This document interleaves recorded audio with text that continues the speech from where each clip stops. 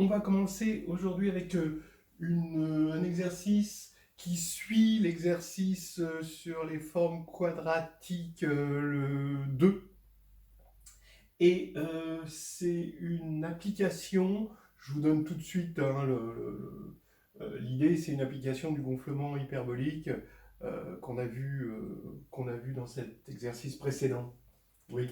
Donc, on prend une forme quadratique non dégénérée, toujours, sur un espace réel bon, de dimension finie, n, hein, E. Là, ça va être important qu'il soit sur R. Et on considère l'ensemble des vecteurs isotropes non nuls, donc c'est l'ensemble des x dans E qui sont non nuls, et tels que Q de x est égal 0. Alors, on regarde donc O de Q. Hein, O de Q, bah, vous le savez, hein, c'est l'ensemble des endomorphismes de E qui respectent, voilà, qui respectent la forme quadratique, hein, Q de Y, donc quel que soit Y dans E. Et il faut montrer, alors bien sûr, O de Q va agir sur I, ça ne va pas être difficile, mais il faut montrer qu'il agit transitivement sur I. Et là, c'est un petit peu difficile, ça veut dire qu'il faut montrer que si on prend x1 et x2 dans I, et il faut montrer qu'il existe un U dans O de Q qui envoie x1 sur x2.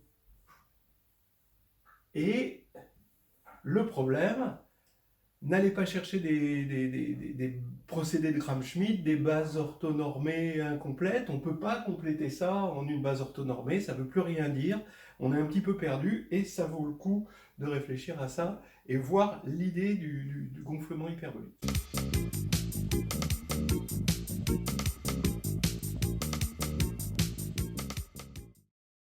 Alors, indication, voilà, on a il faut trouver un U qui envoie x1 dans I, dans x2 dans I. Donc, à quelles conditions U appartient à O de Q, un élément de O de Q si Q est défini positive, bon, bah, ça va être un élément qui va envoyer une base orthonormée sur une base orthonormée, voilà. Mais là, on n'a pas de base orthonormée, donc il faut prendre une base d'une certaine forme. Voilà.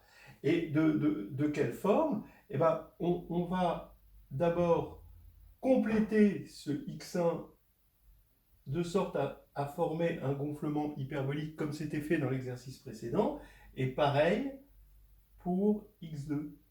Alors à quoi ça sert? Ben, c'est que là du coup maintenant on a un... Donc ça c'est un plan, hein, P1, et là maintenant il est non dégénéré. Voilà, donc on a un orthogonal. Voilà. Et puis il n'y a plus qu'à trouver un U qui va envoyer lui sur lui, ça va pas être dur. Et lui sur lui, là il y a encore une petite idée à trouver, et c'est là qu'on va se servir qu'on est sur R. Toute bagaille cool, depuis où je vais musique soul. Correction de l'exercice. Alors, donc comme on avait dit, on va essayer de faire du gonflement hyperbolique, c'est-à-dire qu'on va gonfler ce x1 parce que ce x1, on ne peut pas en prendre l'orthogonale qui serait en somme directe, parce que q de x1 égale 0, donc il est contenu dans son propre orthogonal, il n'y a pas de somme directe malheureusement, il va falloir le gonfler. Donc comment on le gonfle? On l'a fait déjà la dernière fois, dans l'exercice 2, donc on pose mu égale P de Y, x1 différent de 0. Alors Y a été choisi dans E, de sorte à ce que B de Y, x1 est différent de 0. Et le choix de ce Y, on a le droit de choisir un Y comme ça, parce que la forme quadratique est non dégénérée, et donc, comme x1 est non nul, ça c'était l'hypothèse, comme x1 est non nul, il n'est pas dans le noyau, et donc il existe un y, par définition du noyau, tel que b de yx1 est différent de 0. Donc on va appeler ça mu. On pose, comme on l'a fait l'autre fois, y1 égale moins b de y sur 2 mu x1 plus 1 sur mu y, ce qui va assurer quoi? Que b de y1 y1 fait 0. On fait ça, on a un double produit. Ici, b de x1 x1, ça fait 0. Ici, on va avoir b de y sur mu2. On a x1 y qui vaut mu. Bon, vous faites le calcul et ça va faire 0. Et b de y1 x1 va être égal à 1 parce qu'on a normalisé ici. Voilà, donc ça c'est simple. P1, on va regarder P1, par définition P1 c'est le sous-espace engendré par x1 et y1. D'accord? C'est bien un plan parce que y1 n'est pas proportionnel à x1. S'il l'était, on aurait b de y1 x1 serait proportionnel à b de x1 x1, c'est-à-dire 0. Et donc, voilà, c'est contre l'hypothèse. Donc P1 est bien un plan. Et la matrice de Q dans cette base, de la restriction de Q à P1, on a 0 ici pour x1, x1, y1, y1, 0, et ici, x1, y1, on a normalisé ça à 1. Donc on a une base pour un plan hyperbolique. Maintenant, on fait pareil pour P2, d'accord? Ici, pour le x2, donc on avait x1, on partait de x1 dans i, x2 dans i, et tous les deux non nuls. Hein. Donc, on voit que maintenant, c'est exactement ce qu'on voulait. On était parti de x1, où la forme quadratique était dégénérée, à un gonflement hyperbolique, où la forme est non dégénérée. On a la restriction maintenant qui est non dégénérée. Pourquoi? Parce que le déterminant ici, il vaut moins 1, donc il est différent de 0. Et donc, le noyau de cette forme-là est nul. Ce noyau-là, on l'a vu l'autre fois, on en a parlé dans l'exercice 2, c'est l'intersection du plan ici et du plan orthogonal. Bon, on l'avait vu sur d'autres sous-espaces, mais c'est exactement la même chose. Ici, ça veut dire que l'intersection est nulle. Comme Q est non dégénéré et que l'intersection est nulle, on a que la somme des dimensions est bien la bonne, et donc on a ici une somme directe entre P1, P1 orthogonal, et puis P2 et P2 orthogonal. Donc là, ça va nous permettre de continuer. Voilà, maintenant, presque le plus gros effet au niveau structurel. On rappelle qu'on est sur R, donc Q a une certaine signature, R, S. Entre parenthèses, R et S sont tous les deux supérieurs à 1,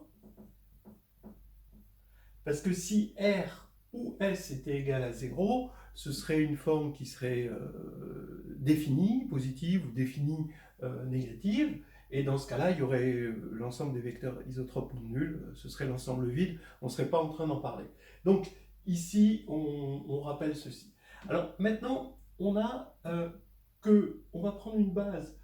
On prend une base pour l'instant, on part de la base x1, y1 de P1, qu'on complète avec une base de P1 orthogonale qui est en somme directe avec P1. Donc la matrice de Q dans cette base va s'écrire comme ceci. Mais on sait que, étant donné que la signature de Q c'est RS, donc cette matrice, dans une autre base, ça s'écrirait comme ceci. Je vous rappelle qu'elle est non dégénérée, il n'y a pas de zéro. Ça, c'est le théorème de Sylvester. Donc ici, on a cette congruence, puisque c'est la même forme quadratique dans des bases différentes. Et maintenant, cette forme-là est congrue à, parce que vous savez que 0, 1, 1, 0, c'est de signature 1, 1, donc ça peut s'écrire comme ça. Donc, et cette matrice-là Ben, étant donné qu'on est sur R, d'après le théorème de Sylvester, elle est congrue à une matrice de la forme IR'S', pour l'instant qu'on ne connaît pas. Certains d'entre vous doivent deviner ce que ça va être. Donc ici, on a une congruence, donc ces deux matrices sont congrues entre elles. Donc d'après l'unicité, maintenant on se sert de l'unicité, cette fois-ci dans le théorème de Sylvester, tout à l'heure c'était l'existence, et ben on doit avoir le même nombre de 1 et le même nombre de moins 1. D'accord? Ce qui veut dire que la matrice ici, le nombre de 1, R', le nombre de 1, bah, c'est R moins 1, et le nombre de moins 1, c'est S moins 1. Voilà, hein, on avait prévu que c'était supérieur à 1, il fallait bien que ça serve à quelque chose. Donc ce qui veut dire que la matrice maintenant de Q P1 orthogonale sur P1 orthogonale, qui était congrue à I, R, S, ben maintenant R, R', S', maintenant c'est donc congru à I, R-1, S-1. Voilà. Donc, on fait exactement pareil pour P2 et P2 orthogonales, ce qui va nous donner que la matrice, on construit comme ça, d'accord? Ici, on part d'une base x1, y1, c'est la base qu'on avait construite tout à l'heure sur P1, que l'on complète avec une base de P1 orthogonale, mais pas n'importe laquelle, c'est la base de Sylvester, qui est prévue par le théorème de Sylvester, dans lequel la matrice de Q s'écrit comme ceci. Et donc, on complète comme ceci, et ça fait que la matrice de Q, dans cette base que je vais appeler E, hein, d'accord? Donc ça c'est E. Dans cette base E, ça va s'écrire comme ça. Et de la même manière, on crée une base F dans laquelle la matrice de Q s'écrit exactement de la même manière.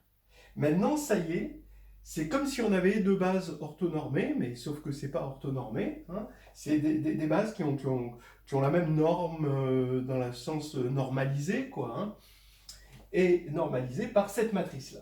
Et donc, on peut envoyer, donc il existe U, on a deux bases, donc il existe U qui envoie x1 sur x2, son homologue, y1 sur son homologue y2, et puis tous les EI sur leur homologue FI. Voilà, la fin n'est pas bien difficile à deviner. On a construit un U, mais pour l'instant, il est dans GL de E, parce qu'il envoie une base sur une autre base. On a construit deux bases. Et est-ce qu'il est bien dans O de Q, parce qu'on cherchait la transitivité de O de Q sur l'ensemble des vecteurs isotropes non nuls? Ben oui, il est bien dans O de Q. Il faut vérifier que B de U de X, U de Y est égal à B de XY, quel que soit X et Y. Et en fait, c'est vrai sur une base, en fait, la base qu'on a appelée E tout à l'heure. Et donc, comme c'est vrai sur une base, ben, ça va être vrai partout. Ici, on aura la base E. Ici, par définition, on aura la base F. Et comme on a égalité des matrices, bah, ces deux objets coïncident. Voilà. Donc voilà. Et puis, bien sûr, U, c'est ce qu'on voulait. U de x1 est bien égal à x2, hein, puisque U envoie la première base sur la seconde base, donc l'élément ici.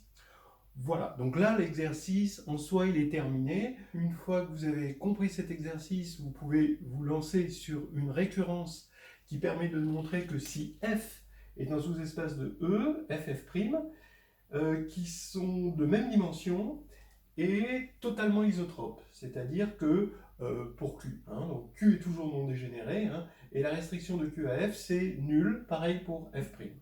Alors on peut envoyer F sur F' par O de Q.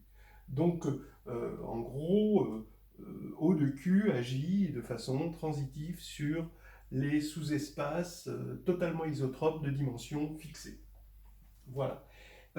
Autre chose que l'on peut dire sur cet exercice, ben, ça veut dire que l'ensemble des vecteurs isotropes non nuls ici, vous le savez, à partir du moment où il y a une action transitive, c'est que c'est en bijection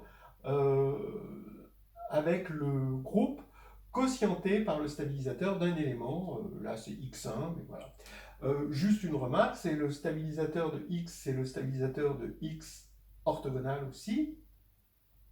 Ça, on le sait. Et ça, c'est un hyperplan, mais dans l'exercice précédent, c'était un hyperplan qui possède un élément isotrope. Ici, ça va être un hyperplan qui va être dégénéré. Et finalement, vous pouvez tirer de l'exercice précédent que le stabilisateur de l'hyperplan, c'est juste le groupe de la forme quadratique euh, restreinte à H. Bon, c'est un petit peu plus difficile. Et donc, ça nous donne une idée de ce que vaut topologiquement aussi ce I. Bon, voilà. Donc ça, c'était des petites histoires pour ceux qui veulent aller un petit peu plus loin. Mais en tout cas, pour ce qui est de l'exercice, on a terminé là.